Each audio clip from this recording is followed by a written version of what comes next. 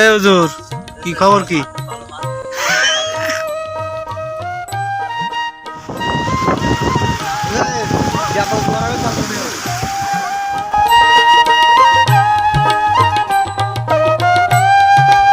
জোয়ারে ভেসে আসা গেওয়া গাছের মুড়ো চরে আটকে গেছে।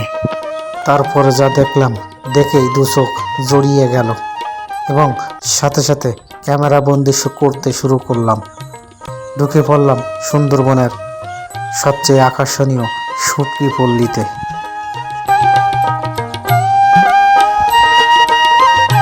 দুবলার চরে আমরা শুটকি পল্লীর ভিতরে ঢুকে গেলাম। আমার সামনে আছে রাকিব হুসাইন আর ভাই রিপন সাকিব। আমার পাশে বিশাল এক মাছ শুকানো চাতান ঘাস দিয়ে তৈরি করে রেখেছে। তারপর ছুটে চললাম আর এক পাশে, দেখলাম চিংড়ি মাছের শুটকিকরণ এবং নেটের উপর এই মাছগুলো শুকানো হচ্ছে। দেখতে বেশ ভালোই লাগলো।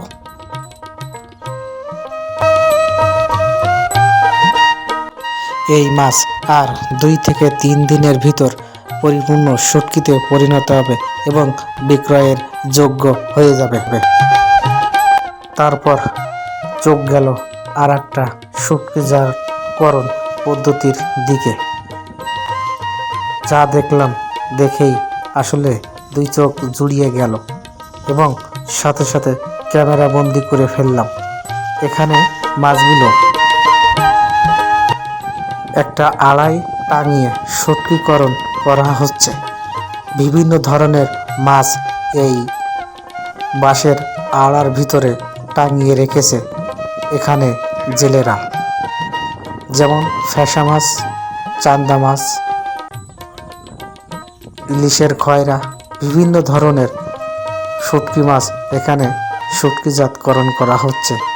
সবেমাত্র 2 দিন বয়স হয়েছে এই মাছগুলো, যেগুলো আপনারা দেখতে পাচ্ছেন।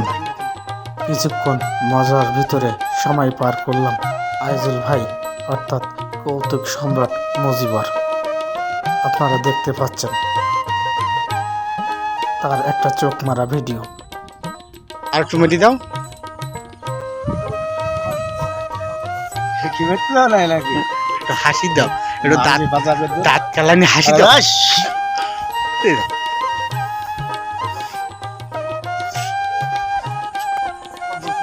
এ হুজুর, কি খবর কি? শুটকি মাছ দেখতে দেখতে আমরা প্রবেশ করলাম সুন্দরবন ডুবলাচরের সবচেয়ে আকর্ষণীয় এবং জায়গা নিউ মার্কেট।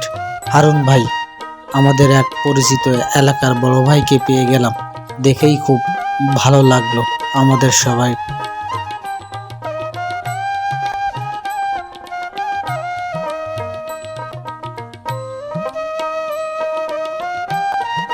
দেখালো আমাদেরকে। আসলে সকালবেলা আমরা কিছু মাছ কিনতে আসছিলাম দুপুরে রান্না করে খাওয়ার জন্য।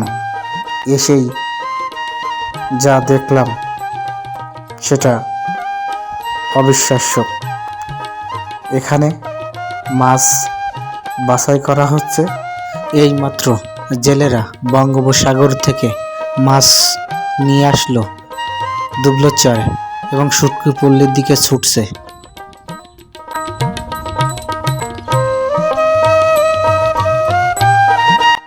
রাকিব কমপ্লিট মাছ দেখাচ্ছে আমাদেরকে।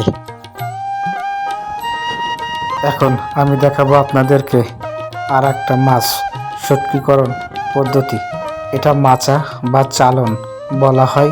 এই মাচা বা চালনের উপর মাছগুলো শুকানো হয়। তারপর এই মাছগুলো এখান থেকে বিভিন্ন মাছ বাছাই করা হয়। তো বন্ধুরা, আমার চ্যানেলে যারা নতুন নিত্য নতুন ভিডিও পেতে আমার চ্যানেলটি সাবস্ক্রাইব করবেন। যত জেলে নৌকা দেখছেন সমুদ্র থেকে মাছ ধরার পরে এখানে এসে এরা নৌকাগুলো রাখে আর আমার এই সাইডে সব শুটকি মাছ সংরক্ষণ করছে।